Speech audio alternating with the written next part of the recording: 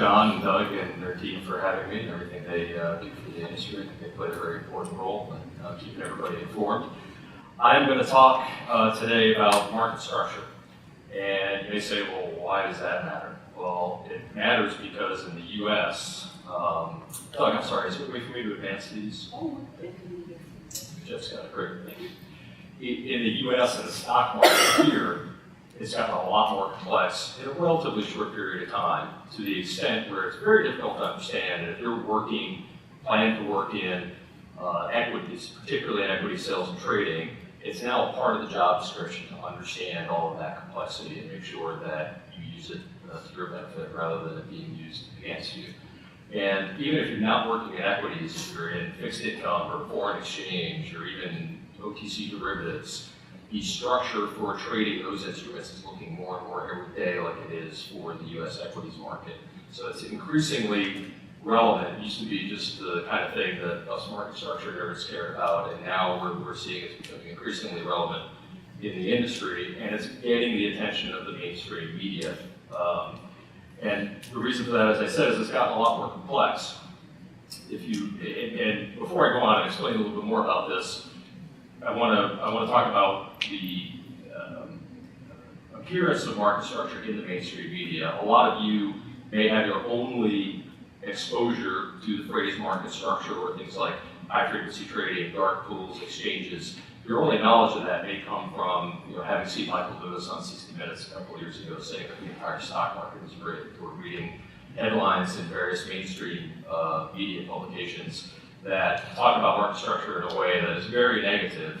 I think a lot of that misses out on the fact that the structure we have today, which you see on the right-hand side of this slide as compared with the one that existed 20 years ago on the left, has evolved a lot over that two-decade period. I'll briefly go over this. On the left-hand side, we have what is basically a duopolistic system. It was very simple, very easy to understand, and it was mostly manual.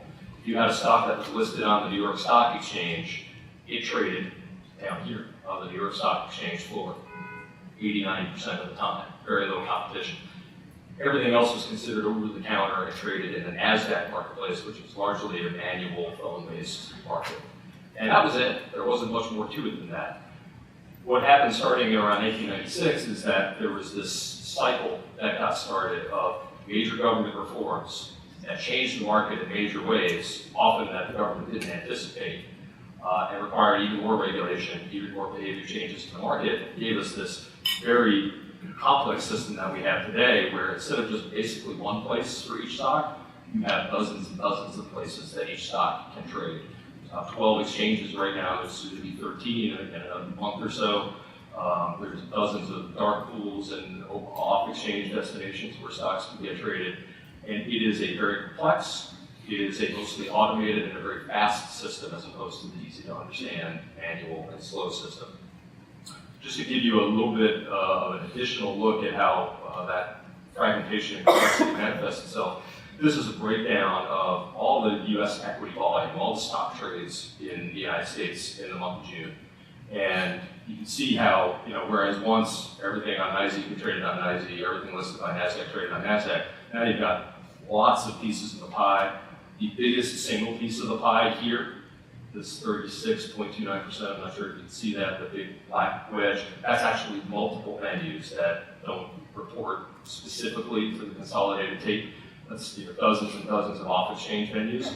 And then the two biggest exchanges, NASDAQ here and New York Stock Exchange there, each only have about 14% of the overall trading in the market. So while you may look at CNBC and read the newspapers and see people running around on the floor, including almost 20 of our own people at Rosenblatt and the New York Stock Exchange floor, they are still relevant, but not nearly as relevant as they once were. The market's a lot more complex. So this slide, unfortunately, is not rendering very well. There's a lot of boxes here that we typically use when we present to clients and explain to them exactly what has happened over the past 20 years. And it's actually fine that it's not there, so I wasn't going to explain it in detail to you all anyway, because you want to jump out the window, and we don't have that much time anyway. But the short explanation is the timeline goes back to 1996 all the way through today, And all along the line, there were regulatory catalysts, lots and lots of them. There were some that were more important than others, but there were lots of regulatory catalysts. And then each one of those, you know, on Wall Street, there's people who work on Wall Street have an uncanny way of being able to take rule changes, enforcement actions, whatever they are, and say, you know, okay, that's the rule. I'm going to figure out how to make it work for me. I'm going to figure out a way around it. I'm going to launch some new thing that you've never heard of before, that you never thought would ever exist when you dreamed this rule up. And it's going to blow your mind, and then the rule's sort of going to be obsolete. You're going to have to come up with something else. That's essentially what's happened over the past 20 years. So all along the bottom of this timeline, typically we show ways that the market changed its behavior that made market structure faster, more complex, and more automated. So over 20 years, it's been this very slow, iterative process. It's almost been accidental that we wound up where we are. And the only bit of detail I'll get into to explain some of the substance of that change was that there were rules that were passed 20 years ago and followed up pretty quickly by similar rules that made it very difficult for the old intermediaries of Wall Street to do what they did profitably. The way the system used to work is there were people down in the stock exchange floor called specialists, there were people in the NASDAQ market that were dealers, they used their own capital to put bids and offers up, and they basically made the market.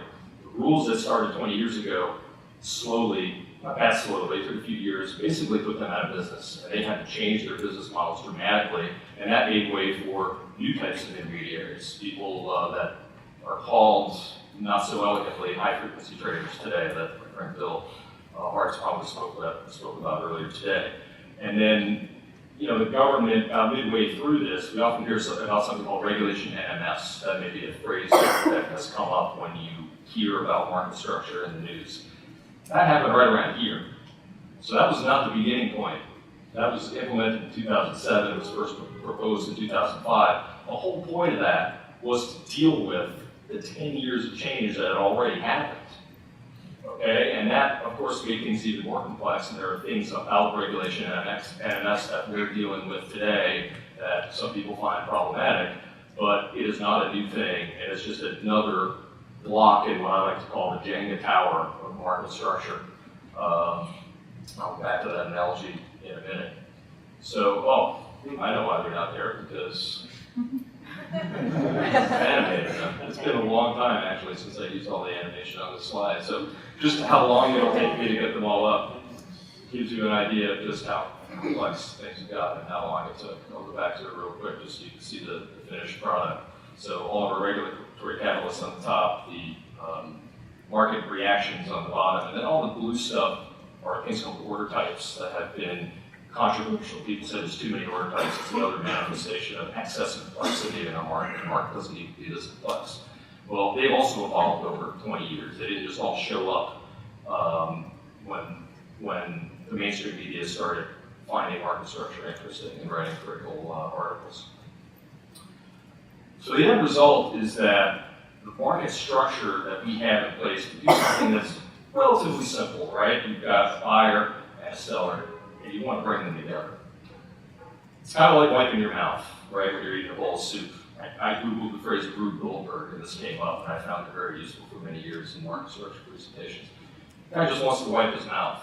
Instead of picking up the damn napkin and wiping his mouth, he's devised this system that goes through 17 different processes before the napkin actually wipes the soup off his mouth. No one in their right mind would design a system like that from scratch. If you said, hey Justin, you're in charge of market structure, design us a system. That's definitely not what I would design, but it is kind of the way our market works now, for better or for worse. And I think people who come to this new, and they don't know a lot about it, they haven't studied it for 20 years like me and some of my colleagues in the markets have, it's an understandable conclusion for them to say, why on earth does it look like this? It shouldn't look like this. It doesn't have to look like this. It must be bad. The complexity must allow certain people to take advantage of other people. There's a little bit of truth to that, but it really neglects the history of transformation over 20 years that I talked about before. So even though we got here in kind of an accidental way, the good news is, and this is where I'll start to wrap up, the good news is that even though we got here in an accidental fashion in large part, the results that investors get in this market are better than the results that investors got in the old market. So this slide here shows you transaction costs for institutional investors.